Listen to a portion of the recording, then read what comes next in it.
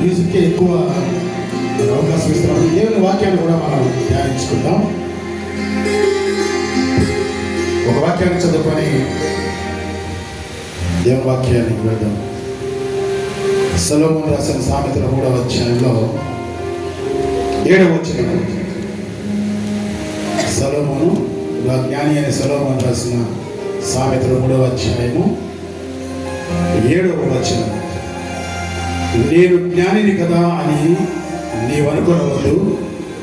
యెహోవా యందు భయభక్తులు కలిగి చెడుతనమును విడిచిపెట్టుము. అప్పుడు నీ దేహమునకు ఆరోగ్యమును, నీ ఎముకలకు సత్తువను కలుగును. ఆమె ప్రార్థన చేసుకుందాం. తండ్రి నీకు వందనాలయ్యా. ఇప్పటి వరకు ప్రభా పాటల ద్వారా, ఆరాధన ద్వారా తండ్రి నీ సన్నిధిలో నేను మహిమపరిచాను. కొంతసేపు ప్రభా నీ అమూల్యమైన వాక్యాన్ని నేను విత్తబోతుండగా మాట్లాడినది నేను కాదు ప్రభా, అయోగ్యులను నన్ను పరిశుద్ధపరచండి. నా నోటి నుంచి వచ్చే ప్రతి మాటను ప్రభా నేను పరిశుద్ధపరచమని, వెనగల చెవులను గ్రహించగల మనసును ప్రతి బిడ్డకు దయచేయాలి. యేసయ్య నామమును బట్టి ప్రార్థించి వేడుకొంటున్నాము తండ్రి. ఆమేన్. కూడి వచ్చిన సంఘస్థులందరికీ, ఆయా సంఘాల నుంచి వచ్చిన ప్రియ బిడ్డలు అందరికీ కూడా మా స్తుతి కీర్తన క్రిస్టియన్ మ్యూజిక్ డివోషనల్ ఆర్కెస్ట్రా తరపున, అలాగే సంగీత బృందం తరపున మీకందరికీ కూడా మరి మేము హృదయపూర్వక ఆహ్వానం అలాగే వందనాలు తెలియజేస్తూ ఉన్నాం. మీ ప్రయాస వ్యర్థం కాదని మేము సంతోషపడుతూ కొన్ని మాటలు దేవుని మాటలు జ్ఞాపకం చేసుకుందాం. దేవుని వాక్యంలో ఒక మాట ఉంది. నీ మాట, నీ వాక్కు బండను బద్దలు కొట్టు శుద్ధి వంటిది కదా అంటాడు దేవుడు. అంటే వాక్యం ఎలాంటిదంటే మన హృదయాన్ని బద్దలు కొట్టి అది మార్చాలి. వాక్యం మన హృదయాన్ని మార్చాలి. లేకపోతే మనం ఎన్ని ప్రసంగాలు విని మార్పు లేకపోతే, ఎన్ని ప్రసంగాలు విని మన జీవితాల్లో సంతోషము లేదు అంటే, ఎన్ని వాక్యాలు విన్నా మనకు మరి ఆనందం లేదంటే ఆ వాక్యం మన హృదయంలో పనిచేయడం అంటే ఆ శుద్ధి సరిగా కొట్టడం అని అర్థం. ఎప్పుడైతే వాక్యం బలంగా పనిచేస్తుందో అది బండను బద్దలు కొట్టు శుద్ధి వంటిది అంటాడు. ఒక అన్యురాలు ఉంది. ఆమె వృత్తిపరంగా ఒక వేశ్య వృత్తిలో జీవిస్తూ ఆమె ఒక ఎత్తైన కోట పైన ఒక రాజు కోట ఉంటే ఆ రాజు ప్రాకారం మీద నివాసం ఏర్పాటు చేసుకొని అక్కడ ఉన్న దిగులతో వ్యభిచార వృత్తి చేస్తుంది. అక్కడ నుంచి తన అంద చందాలను అక్కడ వెళుతున్న వారికి చూపిస్తూ వారిని ఆకట్టుకుంటూ వారి ద్వారా మరి వ్యభిచారం చేస్తూ తన జీవనాన్ని సాగిస్తుంది. ఆయన మాట బండను బద్దలు కొట్టు శుద్ధి వంటదంటే, ఒకరోజు ఆ వేసి యొక్క హృదయాన్ని బద్దలు చేసింది దేవుని వాక్యం. ఎవరు తెలుసా? రాహాబు. యెహోషువ గ్రంథం 2వ అధ్యాయంలో ఉంది ఆమె చరిత్ర. యెరికో పట్టణపు గోడ మీద నివసిస్తుంది. ఆమె వ్యభిచారంతో జీవనం చేస్తుంది. అన్యురాలు. అయితే దేవుడు ఆ వ్యక్తిని దేవుని మాటల ద్వారా మార్చి ఆమె కుటుంబానికి, ఆమెకు రక్షణ తీసుకొచ్చాడు దేవుడు. హల్లెలూయా. కుటుంబాన్ని రక్షించాలని అందరూ కాదు, ఒకరు చాలు. ఒక్కరి కన్నీటి ప్రార్థన ఆ కుటుంబాన్ని రక్షిస్తుంది. అనేక మంది కలిసి ప్రార్థించిన ప్రార్థన ఆ దేశాన్ని రక్షిస్తుంది. నినివే పట్టణాన్ని దేవుడు అగ్నితో నాశనం చేస్తానని చెప్పినప్పుడు ఆ పట్టణ ప్రజలందరూ కూడా గోలి పట్టుకొని మరి ఉపవాసం ఉండి ప్రార్థన చేస్తే దేవుడు ఆ పట్టణాన్ని కాపాడాడు. మరి మన కుటుంబాన్ని రక్షించాలంటే మన కుటుంబంలో మొదటగా స్త్రీ పాత్ర ఎక్కువ. స్త్రీ ఖచ్చితంగా వేకువనే లేచట కుటుంబం అందరి కోసం ఆహారం తయారు చేయడం కాదు, ముందుగా అందరి కొరకు ప్రార్థన చేయాలంట. పేరు పేరున ప్రార్థన చేయాలంట. ఎప్పుడైతే ప్రార్థన చేస్తుందో ఆ కుటుంబానికి దేవుని యొక్క దయ ఉంటుంది. రాహాబు వేషవృత్తి చేస్తుంది. మరి ఆ ఎత్తైన కోట మీద ఉంది. యెహోషువ మరి ఆ పట్టణాన్ని జయించాలని, ఆ పట్టణం మీదకి యుద్ధానికి వెళ్ళాలని 2 వేగులు వారిని అక్కడికి పంపించాడు. ఇప్పుడు ఇక్కడ కూర్చున్న వాళ్ళందరికీ వేగులు వారంటే చాలా మందికి అర్థం కాదు. ఆ వేగులు వారంటే వివరిస్తాను చూడండి. పాత దినాల్లో వేగు చూడటం అంటే ఆ దేశానికి వెళ్ళి ఆ వేగు చేసే వ్యక్తి ఏం చేస్తాడంటే, అన్నం ఉడికిందని మామూలుగా మీ స్త్రీలు అడగనుకుంటారు, ఎక్కనుకుంటారు అన్నం ఉడికిందని. ఏమో మీరే చెప్పేది, అన్నం ఉడికింది అడుగుస్తారా? అన్నం తీసుకుని 2 మెతుకులు చూస్తారు, అంటే 2 మెతుకులు చూస్తానే అన్నం ఉడికిపోయింది అంటే వేగు చూసేవాడు ఆ దేశాన్ని అంతా చూడబడలే.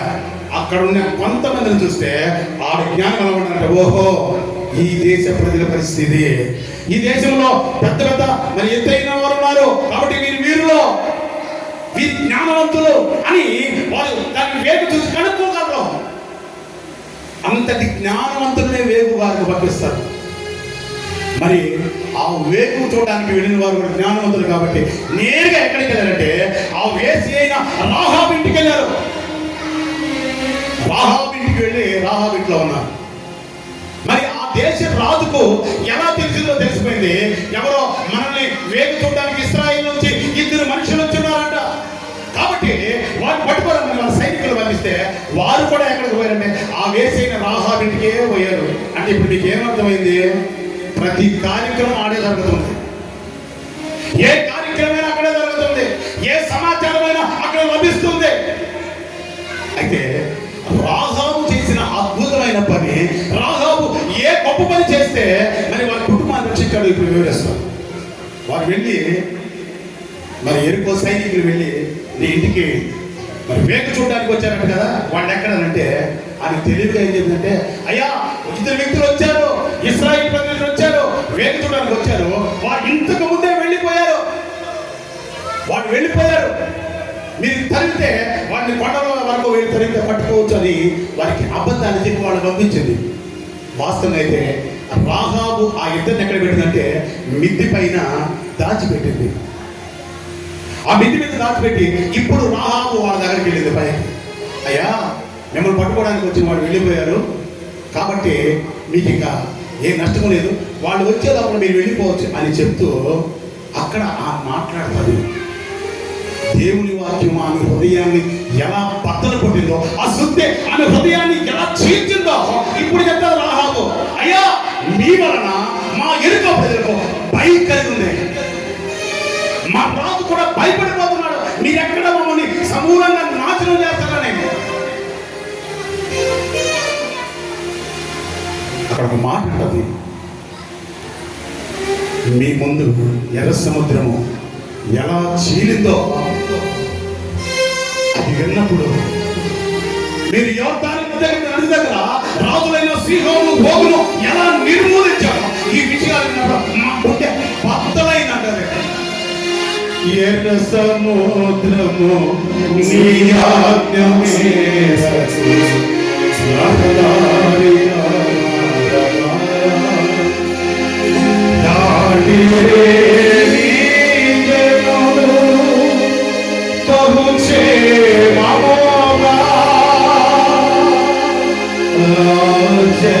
జలములలోనే శత్రు సైన్యము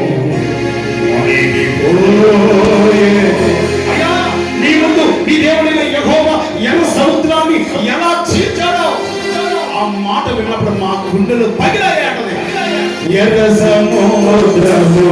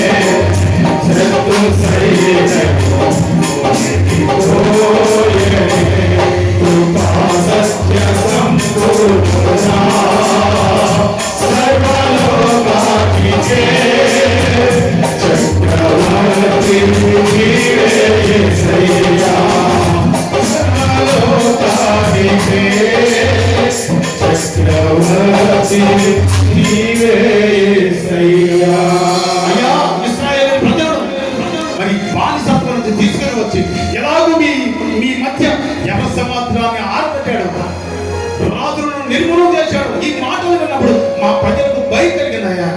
అయ్యా నాదొక విజ్ఞప్తి, మీరు ఎలాగో మా దేశాన్ని నాశనం చేస్తారు, మీరు ఎలాగో మా దేశ ప్రజలను ఓడిస్తారు. అయితే నేను మీ ఇద్దరిని రక్షించినందుకు గుర్తుగా దయతో అయ్యా నన్ను నా కుటుంబాన్ని రక్షించండి, మమ్మల్ని మీరు నశింప చేయకండి అయ్యా అని ఆ ఇద్దరు వేగుల వారితో చెప్పింది.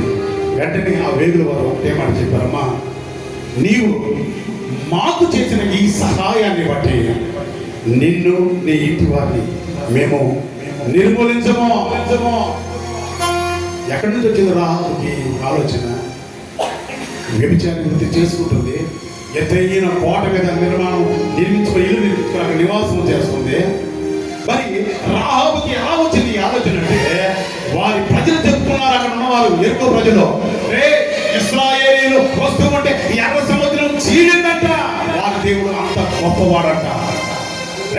ఇశ్రాయేలీయులు వస్తుంటే సీహోను ఓగు రాజులు గడగడగడ వణికిపోయారంట, వారు దేవుడు సూర్యుడు.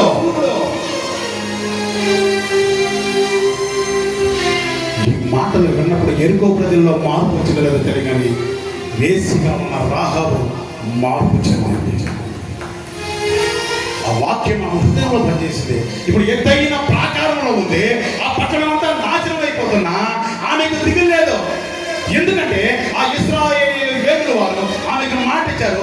ఇప్పుడు ఆమె హృదయంలో వచ్చే పాట వచ్చి తెలుసా, నాకు ఎత్తైన కోటవు నీవే, నన్ను కాపాడు కాపరి నీవే, ఆశ్రయమైన బండవు నీవే, శాశ్వత ఉపకారము నీవే, నాకు ఎత్తైన కోటవు నీవే, నన్ను కాపాడు నీడవు